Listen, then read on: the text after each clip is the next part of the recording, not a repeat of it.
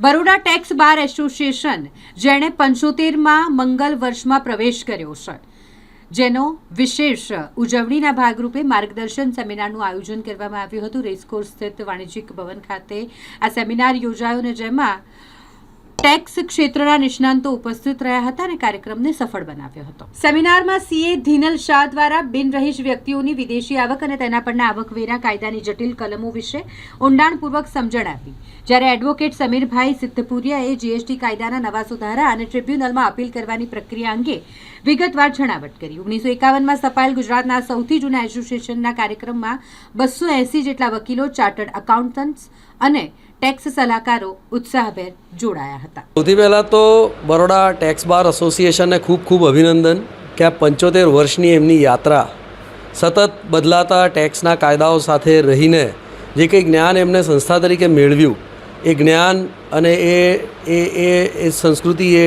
Traditions આગળ young જનરેશનને pass on કરે અને સમાજને પોતાના જ્ઞાનથી ઉપયોગી થાય, જે થતી જ આવી છે। કારણ કે સતત બદલાતા કાયદા, અધિકારીઓ કાયદાને એક રીતે જુએ, જનતાની સમજ જુદા પ્રકારની હોય, તો આ બંને વચ્ચે સામંજસ્ય કરી ખરેખર કાયદો શું છે અને એનું સાચું ઇન્ટરપ્રિટેશન શું છે એની સમજ આપી કાયદાના પાલનમાં, અનુપાલનમાં તેઓ મદદરૂપ થાય છે। આ બહુ જ મોટી ભૂમિકા છે, કારણ કે કાયદો પોતે બહુ જ કોમ્પ્લેક્સ વિષય છે અને આ વિષય પર આવું અવિરત કામ આટલા વર્ષ સુધી કર્યું એ માટે એમને અભિનંદન અને ભવિષ્ય માટે ખૂબ શુભેચ્છા। Thank you. હું Milind Kavatkar, joint commissioner state GST. Sir, principal commissioner central GST और सेंट्रल एक्साइज बड़ौदा का हूँ और आज बड़ौदा टैक्स प्रैक्टिशनर एसोसिएशन का एक ट्रेनिंग सेशन था। इस सेशन में हम आए थे और जो अभी परिवर्तन चेंजेस हुए हैं जीएसटी एक्ट में, जो ट्रेड फैसिलिटी बढ़ाने के है, बिज़नेस फ्रेंडली है, ईज़ ऑफ बिज़नेस के लिए है और रिसेंटली सेंट्रल एक्साइज ड्यूटी में भी पेट्रोल और डीजल में 10-10 रुपये की जो कमी हुई है उसके बारे में इसके ऊपर चर्चा हुई।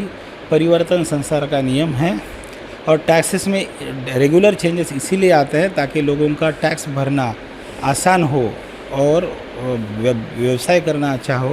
उसके लिए सरकार ने जो भी समस्या जो भी उन्होंने चेंजेस लाए हैं वो आपकी तक पहुंचाने का ये ट्रेनिंग एक सबसे अच्छा साधन है। इसलिए मैं बड़ौदा टैक्स बार एसोसिएशन को बहुत बधाई देता हूँ। धन्यवाद। सर, क्या कहना है आज जो आपने बात है जीएसटी के इस तरह से बढ़ने में, इस तरह से हो रहा है? हाँ, जीएसटी में काफ़ी पॉजिटिव चेंजेस आए। पिछले 8 साल में आपने देखा होगा कि रोटी कपड़ा मकान सभी 5% मिनिमम टैक्सेस में आए हैं। पूरे वर्ल्ड में 176 कंट्री में जीएसटी आए, जिसमें सबसे लेटेस्ट है जो भूटान। लेकिन भूटान और जो लास्ट में जीएसटी आया और सबसे पहले फ्रांस, ये छोटे छोटे राज्य थे।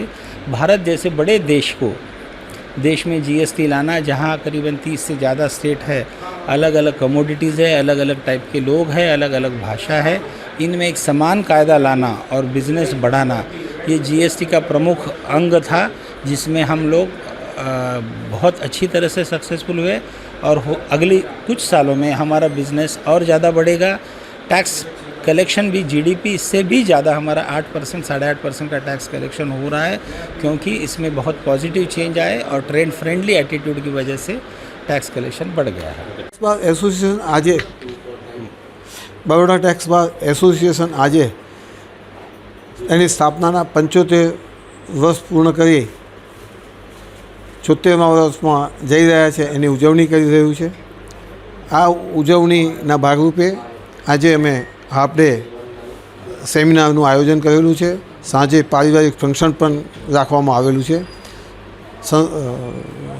એસોસિએશનમાં લગભગ 260 ઉપરાંત સભ્યો છે, જેમાં ચાર્ટર્ડ એકાઉન્ટન્ટ, એડવોકેટ્સ, ટેક્સ પ્રોફેશનલનો સમાવેશ થાય છે।